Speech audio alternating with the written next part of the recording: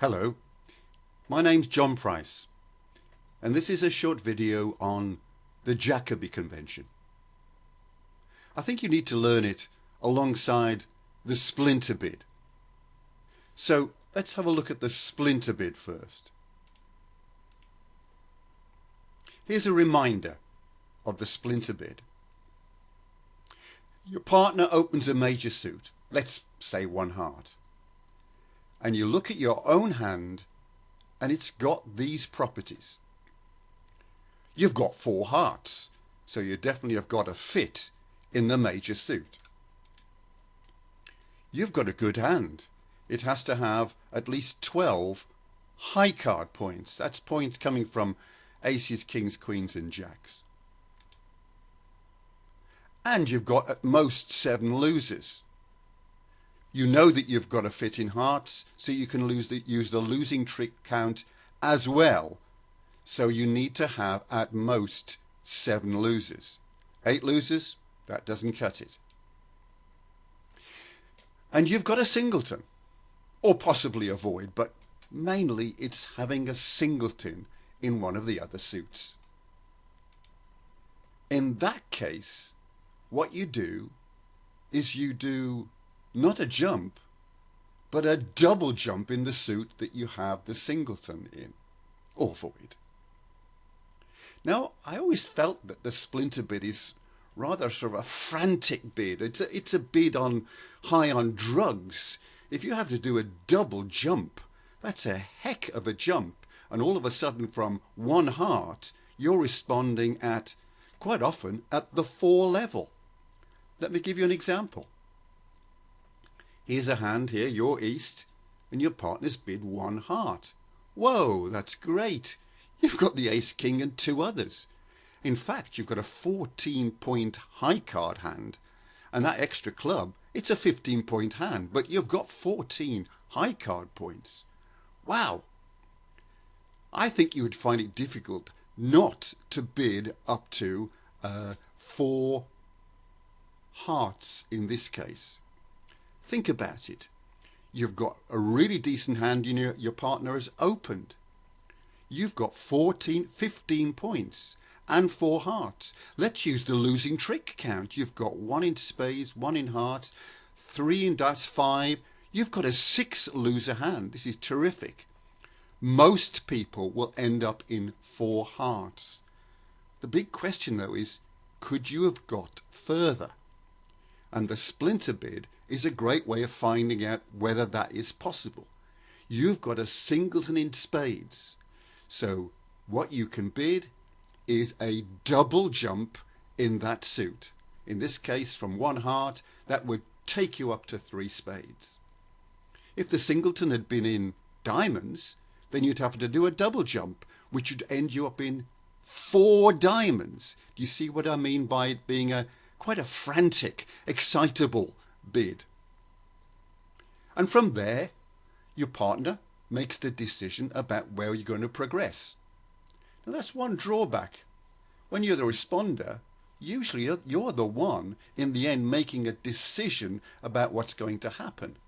But in this case here, you are relinquishing that responsibility to your partner. You're saying, hey partner, this is what I've got. 4 hearts is certainly on, but you decide if a slam is a possibility.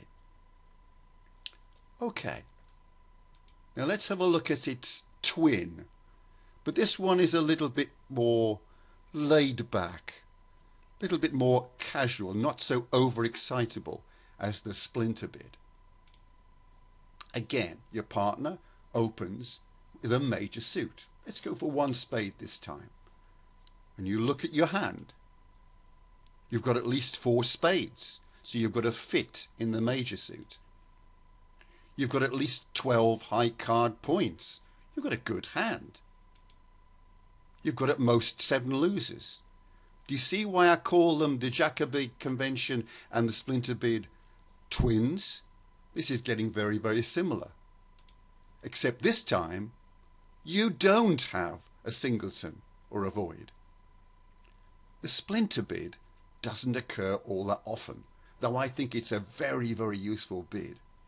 The Jacoby Convention, a little bit more, because more often you have got the first three conditions, but you don't have a singleton or a void.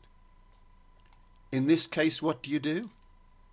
This time, you bid a special bid, an artificial bid of 2 no trumps.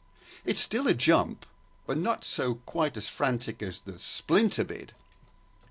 But in this case, you're still in charge.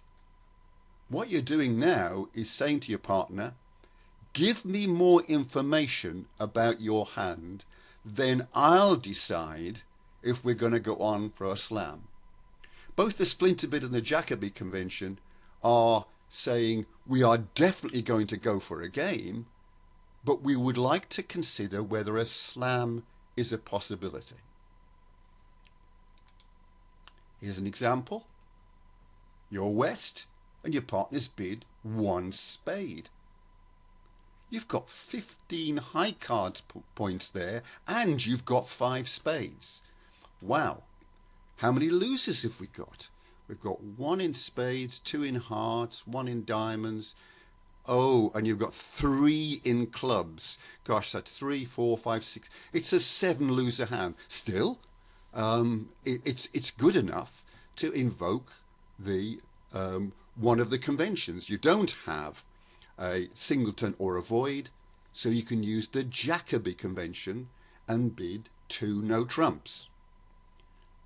Your partner would have to alert this, and then they'd have to reply with some specific responses. Let's have a look at those responses. Okay, this time, if your partner's got a singleton or a void, then they bid that suit at the 3 level. Okay, unlikely, but it happens. If that's not true, now these are in priority. So you start at the first, and if you can't do that, maybe you can do the second. If you've got no singleton, but you've got 15 to 16 high card points, then you bid 3 no trumps. It's not saying you've got a no trump hand. It's just saying I've got 15 or 16 high card points. If it's even stronger than that, and you've got 17 plus high card points, then you bid 3 hearts. But most of the time, it's none of those 3 things. So otherwise, as you work your way down, otherwise, you bid 4 hearts or 4 spades, whatever the partner has opened, and then you play that hand. That, unfortunately, is what you usually end up with, but at least you've investigated the possibility of a slam being there. Let's look at some examples. Okay, this is a hand we've had. Your partner responds with 4 spades. Okay, that finishes things off.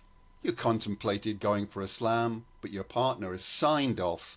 They've got the 4th of the options there, and a slam is not on, and you just passed that through.